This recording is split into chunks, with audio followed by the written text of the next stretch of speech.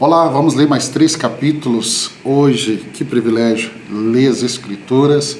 O livro de Jó está sendo assim um passeio maravilhoso nas Sagradas Escrituras. Capítulo 25, o que nós encontramos aqui no capítulo 25? Nós encontramos Bildad. Ele vai fazer a sua última e breve intervenção. E aqui Bildad, ele vai enfocar na grandeza de Deus e a insignificância do homem. Eu gosto muito disso aqui. Ele vai descrever no capítulo 25 a majestade divina, enfatizando que nenhum homem pode ser considerado justo diante de Deus. Bildad argumenta que se até a lua e as estrelas não brilham perante a luz de Deus, quanto menos o homem, que é apenas um verme. Olha o verso 4. O verso 4, ele diz assim, ó, Como pode então um homem ser justo diante de Deus? Como pode ser puro quem nasce de mulher? O discurso dele eu acho muito interessante, que ele está trazendo uma realidade na teologia que é a depravação total. Esse entendimento ele começa com Santo Agostinho no século IV.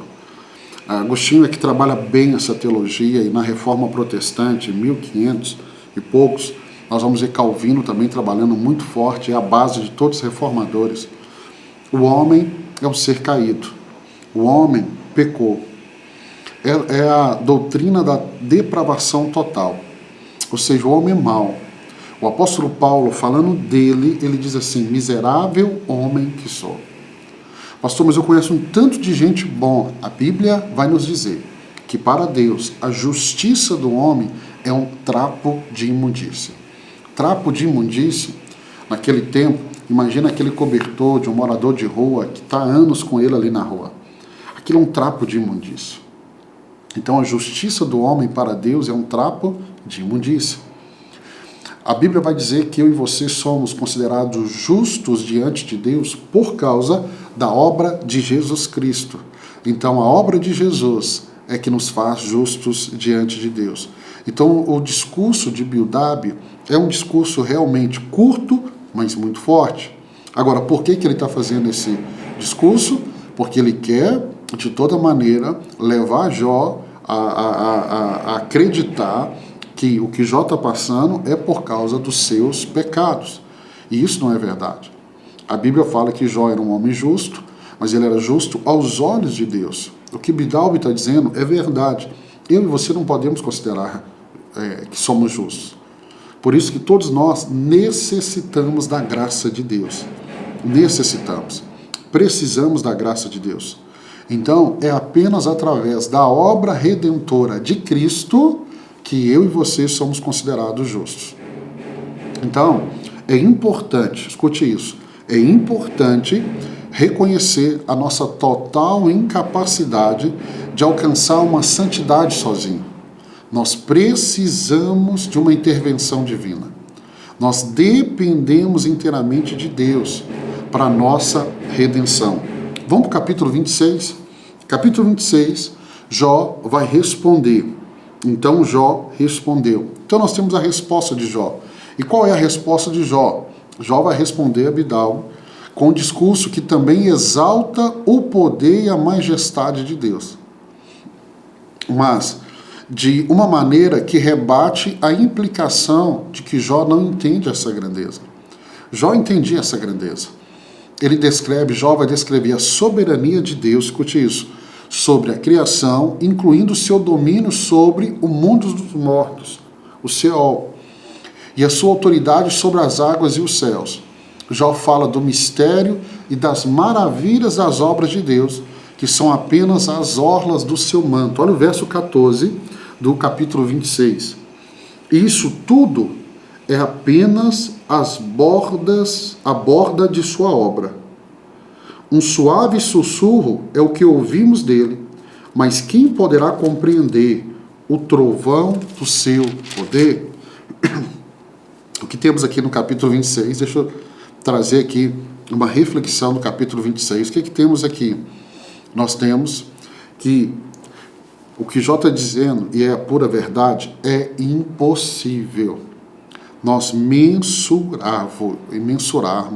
mensurarmos a grandeza de Deus. Existe uma limitação na minha e na sua compreensão do tamanho da grandeza de Deus, da sua totalidade, de quem Ele é. Por isso que é impossível entender Deus. Por isso que nós temos que entender que nós somos criatura e Ele é o Criador. Então, quando eu vejo aqui o capítulo 26 de Jó, eu preciso me lembrar que mesmo diante das revelações profundas de Deus nas Escrituras, isso é apenas uma fração, uma pequena fração de sua verdadeira magnitude. Ou seja, Deus é muito além do que a mente humana pode conceber. Talvez essa seja a dificuldade de muitos de se render a Deus, porque muitos querem entender. Mas, meu irmão, não vamos entender. Não vamos. Não vamos. Deus está acima de tudo isso, de tudo isso.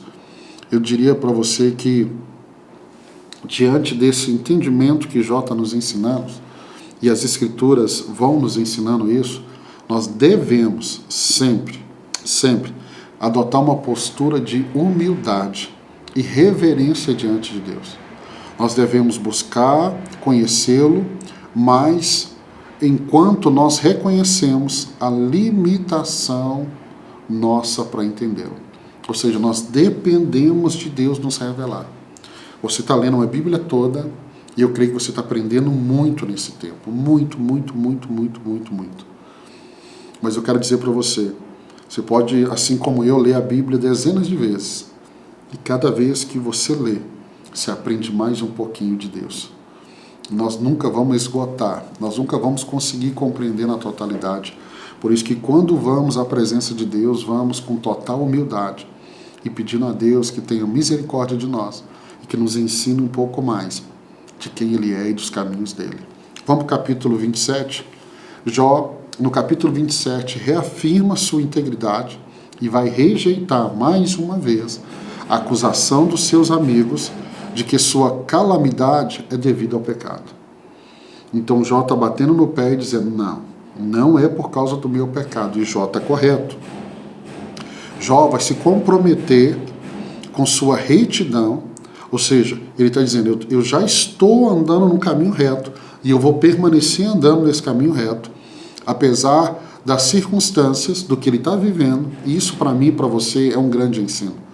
Olha o que esse homem viveu e ele permanece na presença de Deus. Muitos, por situações muito, muito menores, abandonam a Deus, abandonam a sua fé.